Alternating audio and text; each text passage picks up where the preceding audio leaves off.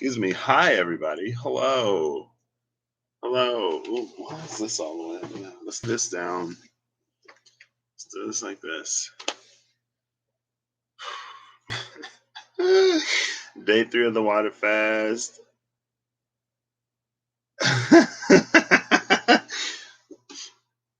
Today, things are feeling very like chill, very calm. Oh, I was going to talk about this yesterday. My glasses. Feels like there's a settling process, I guess. It feels like things are settling into place. Oh. So I got the collector's edition of God of War, which is why I had this map. Um, because I love God of War. So, how to God up. And it came with this steel bookcase. And on the back, it has runes. And I know Russ is learning to read runes right now. And I can read as much as like, this is the story of that's I want to say bear. I don't know. Because the first one I know is like the THIS, like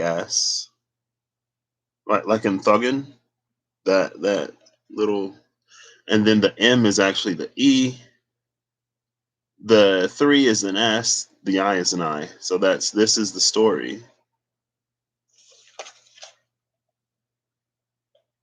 STORY of a bear. Is BB? It's EAR, whatever this is. Bear and a OF. I don't know.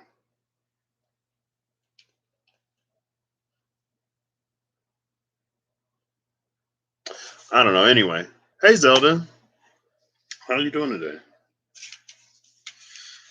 Uh, anyway, it reminded me of that. Maybe because in the book that I had on Norse mythology, it had the runes in it, and like how to pronounce some of the things. I could only pronounce it like if I do a really bad accent, like Olden, Thor, Loki. And I saw a video of a Norwegian girl, I think, who was going in on pronunciation in the Thor, and it was like she was like, "It's not neither Valir, it's neither Vatler." I was like, "Okay, girl."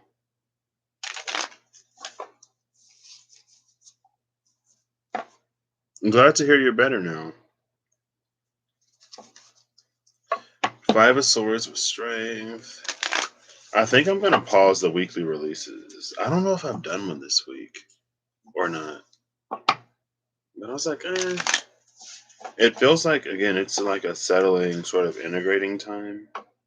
The world and the moon.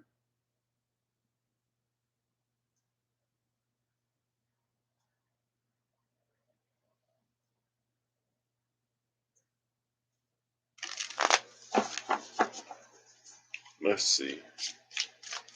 Just give this a few shuffles. Ooh. Oh gosh.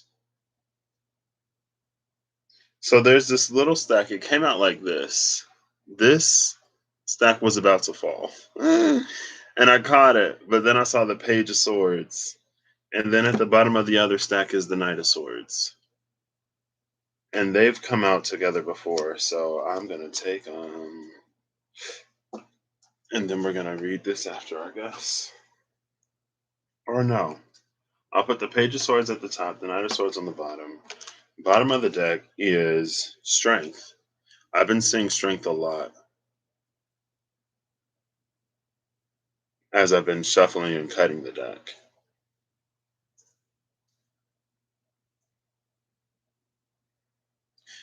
This is feeling like Mars. As Mars shifts from Cancer, or it's made the transit from Cancer into Leo, because it's like it's a lionfish, right? And so it's like it's aquatic on the backside and then a lion on the front. Is Mars aspecting anything right now? Let's see. Because there is that dolphin in the back. That orca. I don't think Mars is aspecting anything.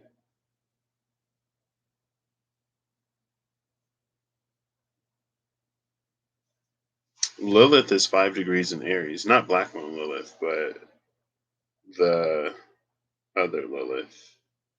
Uranus is conjuncting Ceres at 13 degrees of Taurus. I like that. I've been feeling something going on with Ceres.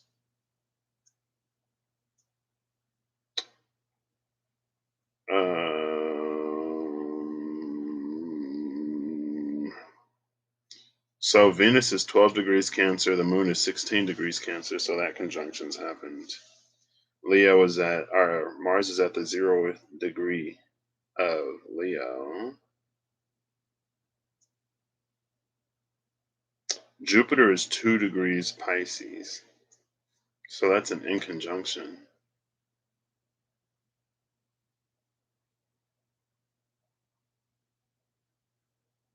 Black Moon Lilith is 26 degrees Taurus.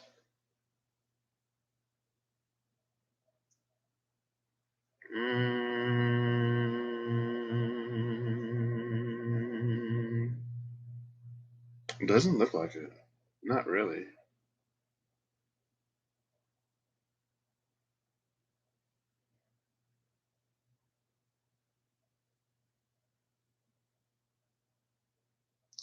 I guess it would be loosely opposing um, Pluto and Capricorn.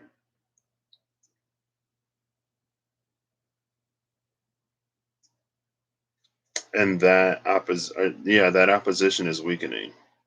It was probably stronger, or it was also thematically stronger when Mars was in Cancer, but it's early enough in Leo that it's still maintaining that aspect of opposition, even though it's changed its sign. And so it feels like whatever that Mars Pluto opposition was highlighting, illuminating, it's moving forward.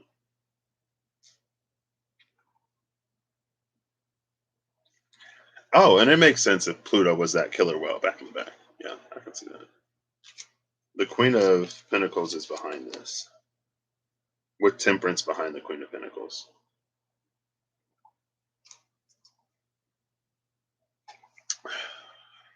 So let's get into this. What are we looking at for this weekend? Ooh. So, fidgeting, such as tapping your foot, can burn up to 350 calories per day. What?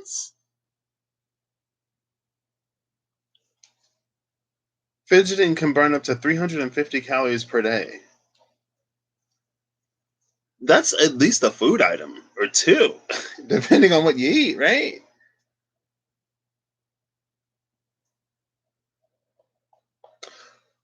I like this energy for this. Fidgeting is the result of something more often than not. And it feels like this energy of like we may feel a little bit lost in this time,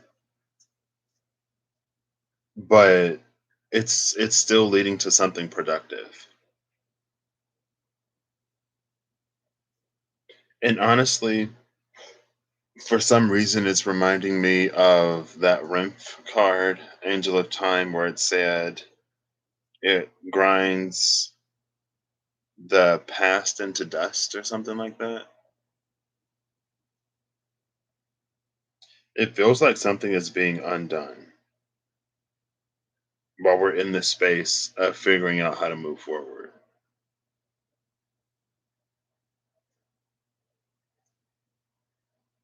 It feels like the first part of that opposition was it was something related to the heart or relationships or home, family. The second part of this, it's almost asking us sort of like, it felt like in the first part, maybe we discovered that something was like not missing. And then when it moves into Leo, it's like, well, how are you going to bring it in? Right? Because Leo is about family. Like both Leo and Cancer hold like heavy familial vibes. Right. Like the mother and the father of the zodiac. And so it's like, we had an opportunity to recognize it when that opposition was Cancer Capricorn. But with an early Leo Capricorn opposition, it's asking us like what we're going to do about it. How are we going to bring it into the light? Leo being the sun, Cancer being the moon, Pluto sitting in the space of your foundations, highlighting things that maybe prevented you from being able to fully experience certain things or to maintain certain experiences, asking you, well, what are you going to do to change it, to make it happen? You know what you want now. Are you going to do what you need to do to ensure that you get it? And I think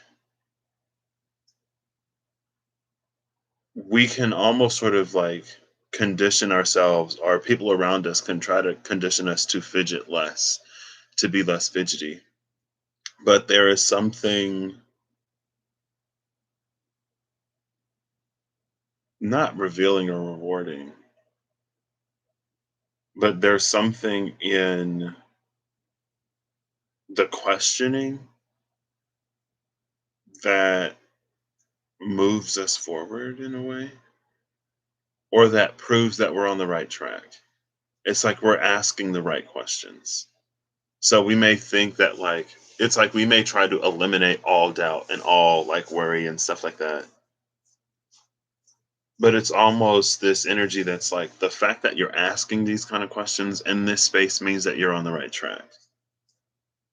It doesn't mean that you are whatever, right? Just because you have some questions, you're human. You're going to have questions. You're going to want to know that what you're doing is going to pay off.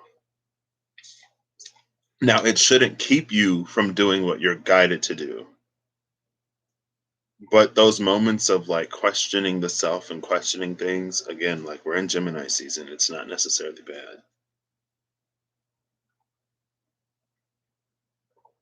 And it feels like in all of your asking, you may find an answer. There's an infinity sign here, but it's an unagi. It's an eel. I'm pretty sure eel is unagi, Japanese. Unagi. Let's ask Siri. I don't know anything about unagi, so it's in a different language, I guess.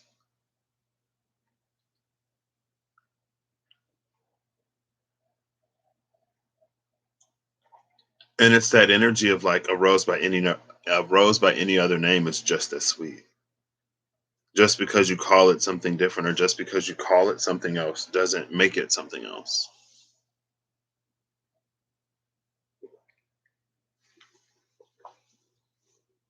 And sometimes we would think that it would. So the Page of Swords is coming out as the fidgety one with only 3 cards behind it. The Knight of Swords is coming out as the one that's conditioned themselves to be less fidgety. And that has 1, 2, 3, 4, 5, 6, 7, 8 cards behind it. Page of Swords is, I'm not gonna say it's more simple, but uh never thought it would be so simple, but I found a way. I found a way. If you open up your eyes.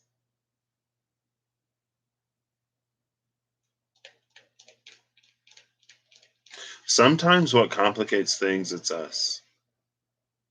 Again, it's why Pluto is sitting in the space of Capricorn at this opposition as we move from Cancer into Leo, as Mars moves from Cancer into Leo. And Pluto and Mars share rulership of Scorpio, which is about transformation. And Scorpio came out with that sun energy that linked it to Sagittarius. And if it's a Scorpio Sagittarius link, it's probably a Ficus because she sort of sits in between them. So I'll just put them all out, and then we'll look at it. What? So the Page of Swords is coming out with the Ace of Pentacles, the Sun, and the Hermit. I love the Sun and the Hermit together because instead of us having a lantern in the darkness, now there's a whole sun. There's a whole sun in an area where we could only experience partial illumination. And we have this Ace of Pentacles whole new experience. Again, it's how we navigate this energy. Fidgeting actually burns calories, so you could say I'm getting a little workout in. I'm gonna tell my mom I could have been thinner. I'm kidding.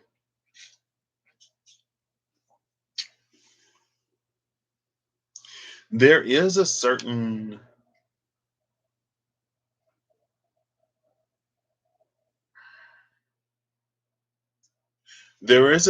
ease in this energy,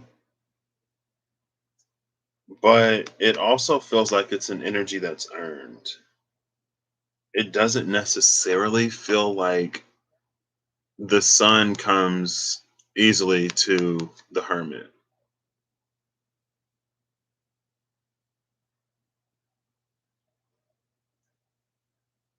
This is some kind of alchemical substitution. There's a temperance energy with this Hermit, and I saw temperance. Temperance is behind. Okay. Temperance is behind this Queen of Pentacles. So around Temperance is the Queen of Pentacles with the Ace of Wands. And both the lizard and that Queen of Pentacles are looking in the same direction. This is a lizard. It's a species of lizard that's all female. There are no males in this, and they still propagate the species. It doesn't need masculine energy to do whatever it's supposed to do. It can do it within itself. And there's a temperance energy on this Hermit because in the space of its darkness, the Hermit is alchemizing moonlight into sunlight. It's like it's removing the mirror and tapping directly into the source. It can bring the sun into a space where there is only the moon. And again, it's just sort of like purely feminine space. More modernly, and I know Russ said that in Norse mythology, the sun is feminine and the moon is masculine. So, but how we currently view it, the moon is feminine. And so it's like it's taking this feminine energy and it's evolving it. It reminds me that's another thing that's coming out. It came out on the other channel, and it came out a little bit here too because I remember mentioning it. It's things that can only evolve further in light. It's born out of darkness, but it evolves in light. And that's what this energy is. The Hermit is somehow learning to bring the sun into a space where there's only the moon. That's why it doesn't need the lantern anymore. Everything is illuminated. It's something that's born within self, that is self propagated. But it's not that it rejects the external environment either, because it is the Queen of Pentacles. What is this? Hello? When did that happen? What is it? My little temperance card.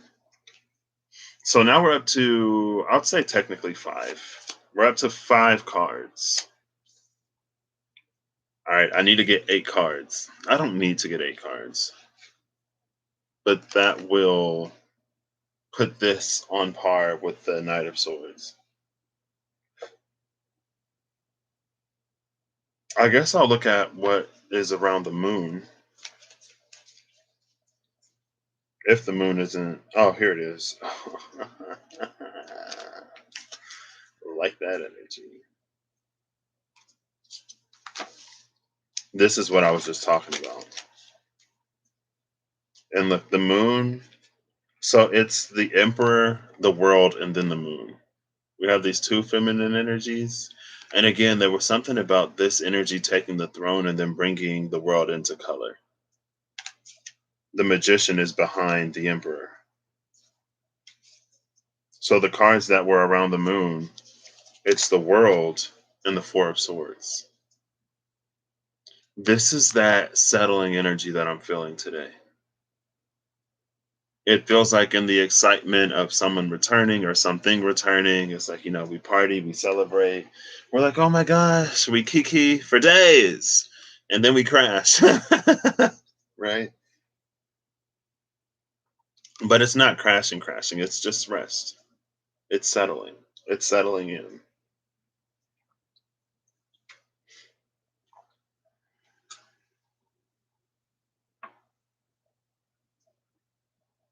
Actually, I am going to take those because then that'll put me at 8, I think, if I can math. Because this is 2, 3, 6, 9. One of these has to go. The moon is going to go. That's easy. Because the sun is here now.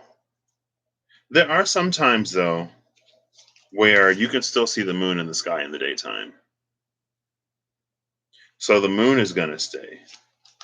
And Temperance is going to go. So now Temperance sits between the Nine of Swords and Strength. This Nine of Swords energy, I can't unsee it now. This is Belial energy. Here's the figure, and there's the higher self of the figure. One of these is the shadow. We would be convinced that this is the shadow because this is darker, that has more color. But it may not necessarily be the case. This could be a Daughter of Cups situation from the Wild Unknown Tarot, where the shadow is actually the one that has color. Which is why, if you try to separate yourself from your shadow, and your shadow is the part of you that actually holds all the color, then what are you left with? You know what you're left with? You're left with this colorless Emperor energy. And that was honestly me. And I talked about it yesterday when I had that moment of clarity. And I've talked about it before.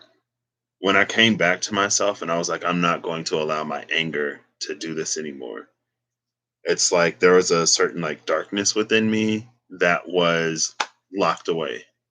But at the same time, it took my light.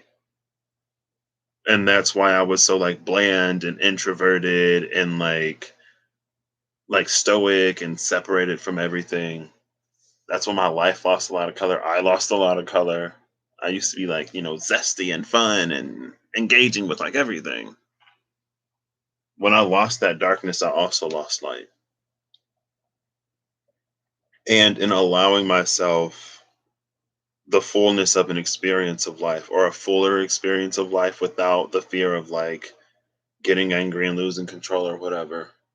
Because by that time I had matured, right? So all of the time that I spent without that gave me the tools that I needed to manage my emotions.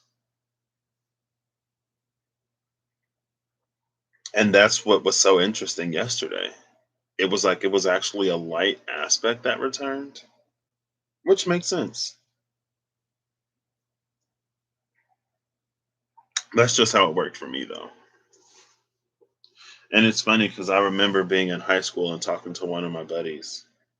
And I told him that. I was like, I feel that when I lost one part of me, I also lost another part of me. They were connected, they were inseparable. You can't have darkness without light or light without darkness. You're just sort of stuck in limbo without them. So the moon stays with the sun. Temperance goes back in the deck. The world and the Four of Swords.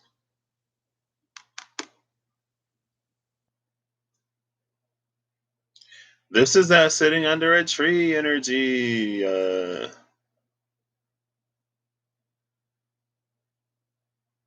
This is that energy of what we get when we ground ourselves and connect to nature.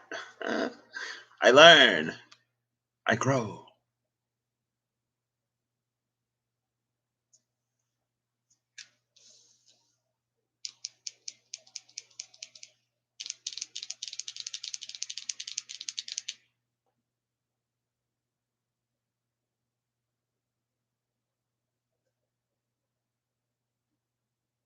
This is honestly carrying an energy.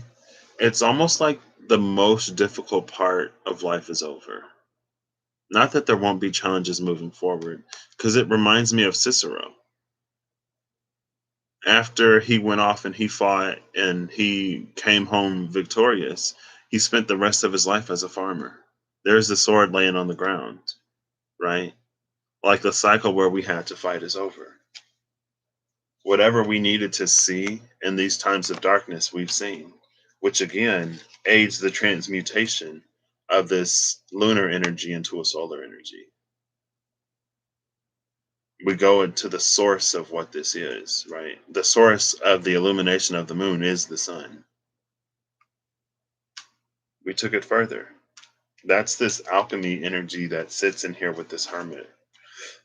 This hermit has done something where it can turn moonlight into sunlight. And it feels in that way very cerebral. It feels very logical. It feels like it's in the brain, in the mind. And it makes sense because Page of Swords, Knight of Swords, it is in the mind. This hermit uses that logical property. That moonlight is just reflected sunlight. So I can do something to this to get the original. And all the hermit had was this little lantern to go off of. But somehow it was able to magnify and amplify that light, that little bit of light in the darkness, into a whole lot of light that leads it even further beyond. Is this 8 cards? 1, 2, 3, 4, 5, 6, 7, 8. Yes, it is. This is that page, like what, 3.0, 4.0? I remember like what, early 2020, it was about pages 2.0, us being open into space. And I guess it proved to be more true than I thought it would be, that kings and queens were old. Their foundation was established in old, and it was time for us to be open to new, to expanding beyond. And then later that year, everything old came crashing down.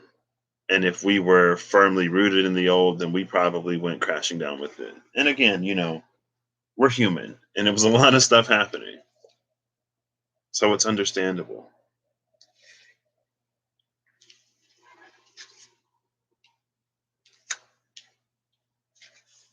And here's that energy I was talking about up here.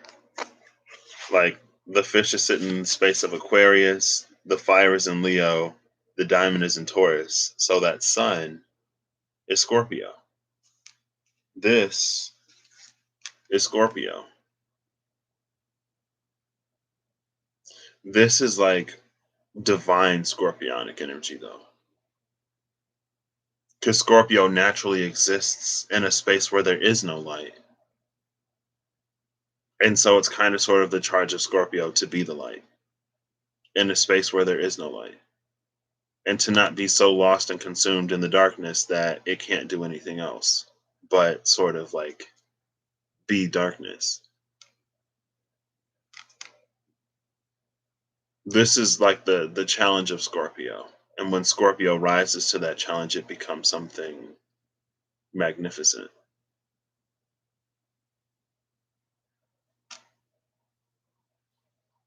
And that's why we have this Four of Swords energy here. Love that. So the unfidgeting, we have the Seven of Cups, the Six of Pentacles, the Hanged Man, the Six of Wands, the Empress, the Nine of Wands, the Lovers, and the Five of Pentacles. Hey, how you doing? This is so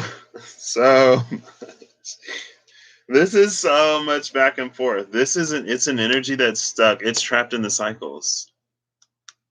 Right? When they say stop fidgeting. Like, but I'm burning calories. Leave me alone. There's this Seven of Cups, Six of Pentacles. Having options isn't always a good thing.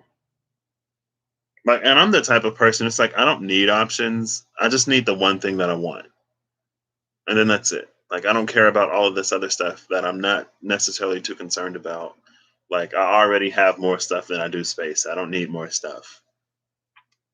So there's this Seven of Cups, Six of Pentacles. It's almost like since you're giving energy to everything, you don't really progress on any one thing.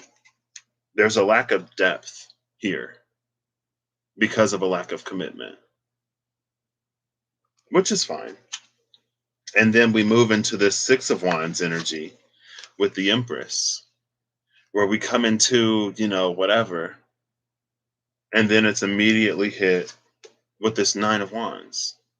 And she's like, this is one of those Nine of Wands that's the wounded warrior.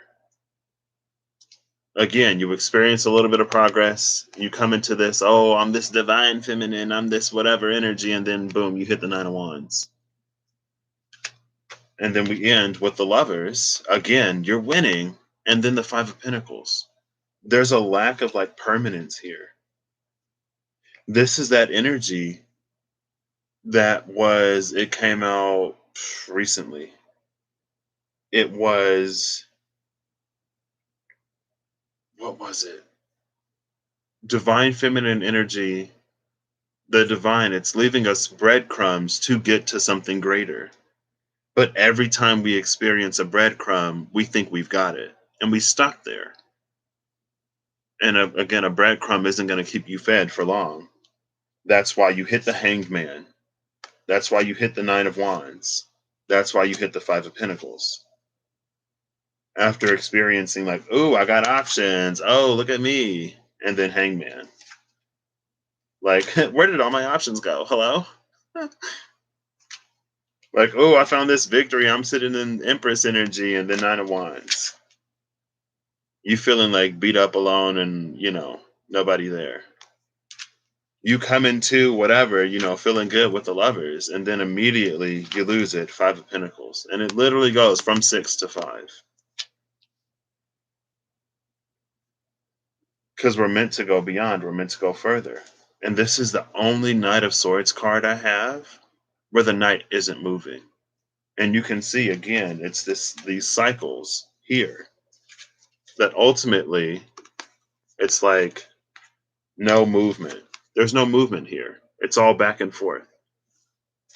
You get love and then you're out in the cold on your own. You get a little bit of recognition. You feel that, and there's something here that is a little bit dependent on the environment. It is dependent on the external. And your external can only take you so far. You hit the limit. You hit the limit of what the external can give you. You hit the limit of what validation can give you. And that's why this Page of Swords is sitting with a whole new world, a whole Ace of Pentacles. Because of what it's learned to do inside of itself. And it does require things to be faced as we transmute from light, or as we transmute from dark into light. And as we further in the light. That Seven of Pentacles energy is here again in the space of what we cultivate. Let's see if I can find it. Where is the Seven of Pentacles? And I'll set the Seven of Pentacles in between. Yeah, well. This is interesting. This is the card that came out. The Six of Cups and the Nine of Pentacles, it's outside of the Seven of Pentacles. This is the space where we knew divine masculine energy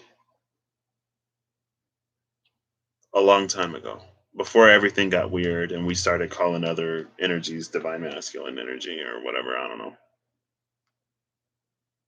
When there was a pure masculine, more divine masculine energy here. And when you experience it, it'll feel familiar. You'll know it. This is that divine feminine energy that's sort of locked in. It's like she's locked outside of this space. Because again, when things are quantum, it's like, especially when they're directly quantumly linked, a presence of one is a presence of another. And so the absence of one is the absence of the other. Now, when they're like indirectly quantum, then it's like the presence of one is the absence of the other. The absence of one is the presence of the other. But these two feminine and masculine energies, for their creation to be born, they need to both be present. Unless, you're dealing with this energy, which can create in and of itself. Again, these lizards don't need males. There are no male lizards in this species. The females got it figured out. I don't know. Maybe there's some females who in real life wish they could do the same. Anyway, or just people in general, girl, because, um, what is sorbitol? Sorbetes is on this. Where does the Seven of Pentacles go? Oh, this is outside. So there's this space where like neither divine masculine nor divine feminine energy can enter. That's also sort of why it's important that it also explains like the connection between shadow work and the evolution of light. Like for a minute I've been feeling and getting that our ability to integrate shadow is directly related to our capacity to hold light. If you can't integrate shadow, you're not going to be able to hold light. And maybe you'll be in the space of like channeling or receiving, but it's like it won't stick because they're inseparable. And that's what we try to do a lot of times. And it's what we've been sort of conditioned and trained to do in a lot of systems, to demonize the shadow and the ego and to completely separate ourselves from it. But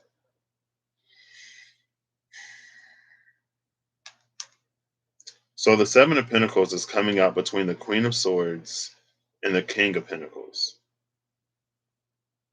And the King of Pentacles is sitting in this space of like rainbow heart.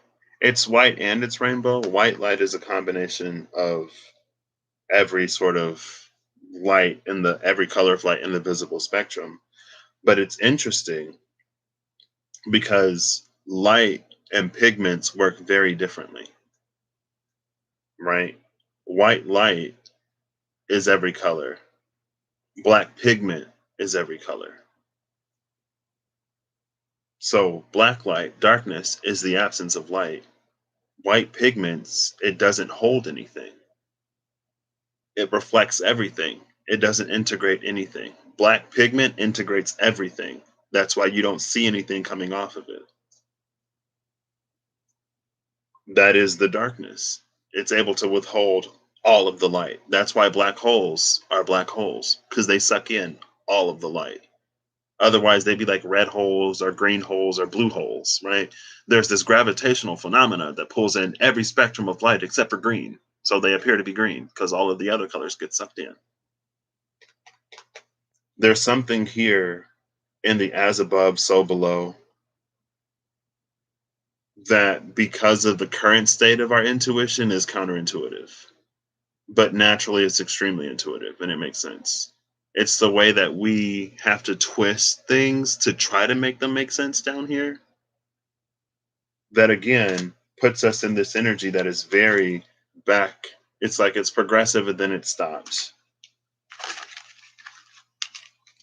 it's sort of like lighthearted and experience its victory, and then it's sort of overwhelmed and overburdened because it can't stop. It's welcomed and then it's separate. It's all back and forth. This is why, again, the pages have the keys right now. But the way that we traditionally think of pages, it's like, they're immature, they don't know. And that's something that it was so that like that was the key to like everything and that queuing up reading that I did. These more established energies are relying upon newer energies to get them to see something that they just don't see. It's like they're too firmly established, too well rooted in what they know, that they need a fresh perspective. That's why they go and they get someone who can provide a fresh perspective. But it's when those fresh perspectives try to do or be something that they're not, that the whole team sort of loses out. It's like we're not asking you to do what it is that we can already do, because we can do that. We don't need you to do what we can do. We do what we do very, very, very well. And not to say that you can't do it well either, but that's not what you're here for. You're here to develop into you so that you can bring what only you can bring to this team so that we can move forward.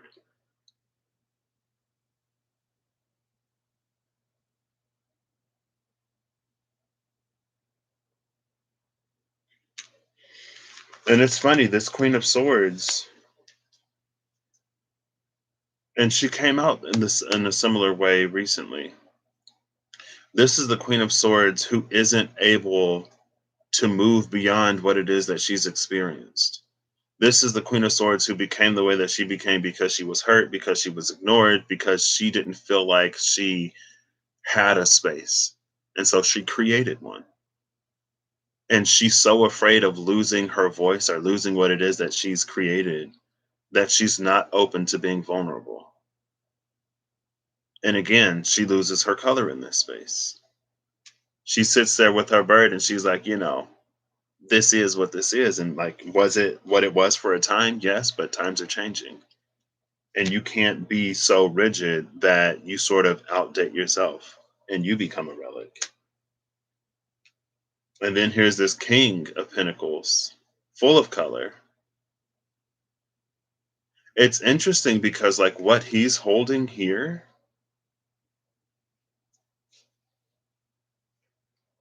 it's in the Light Seer's Tarot.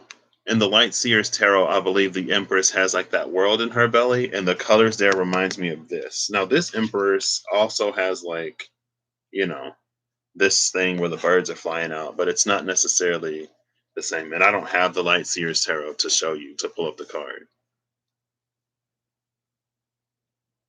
And I'm not surprised that this King of Pentacles energy is coming out with a little bit of Empress energy, not only because his queen is already on the table in the space of the Page of Swords, but also because, like, that's the mark of a true emperor. A true emperor,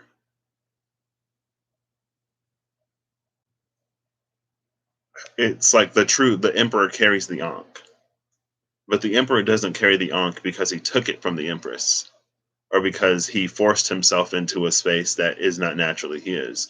The true emperor has the Ankh because it was gifted to him by the Empress.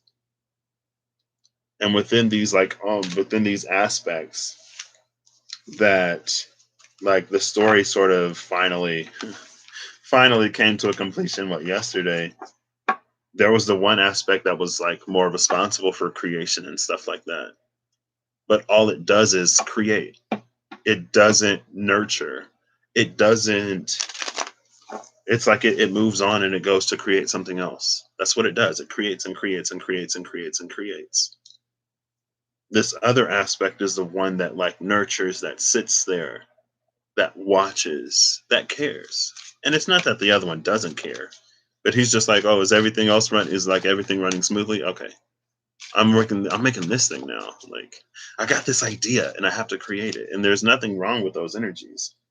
But those energies won't be what they're not. They can't provide what they won't provide. And it's like sometimes we can kind of sort of ask for things that people, like, we can ask for things from people that they can't give us. We can ask for things from jobs that the job can't give us. We can ask for things from spirit in ways that spirit can't give it to us.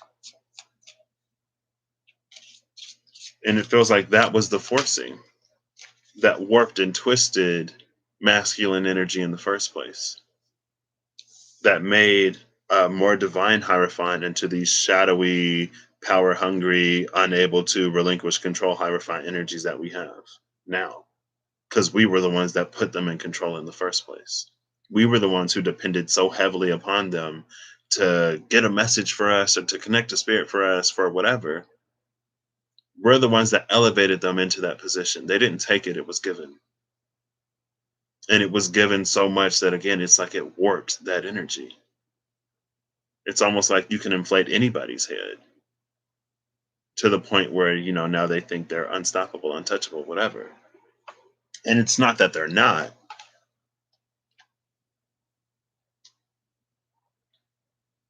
It's just what happens when we force something to be something that it's not. The card that came out is the Six of Pentacles, which is one of my favorite cards in the deck. I guess the Six of Pentacles would be my favorite minor arcana for reasons.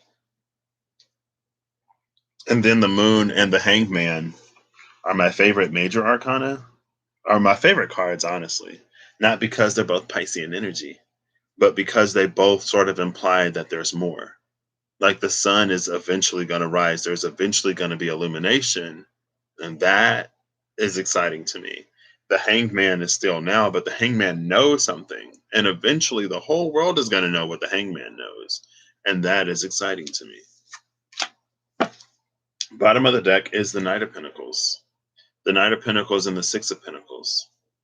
The way that we move forward in life in very physical ways, it is connected to water.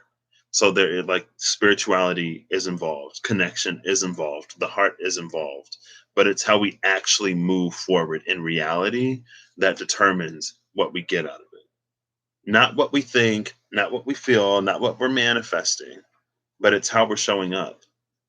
Oops. It's how we're showing up and how we're moving forward, with the star behind it and the Six of Cups behind the star.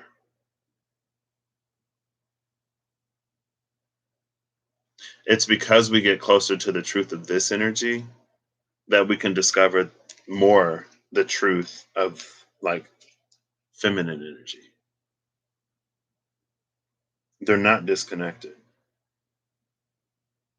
They may be far apart. They may be millions and millions of light years apart, but they're not disconnected. And you can tell that because you can still see the light in the sky.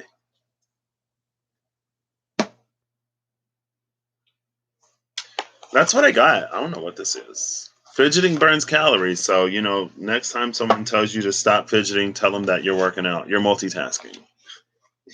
I'm trying to. There's some other activities that burn calories too. So you can get a whole workout in a day just by, doing things absent-mindedly and doing things that are fun. So, yeah, you know what I'm talking about?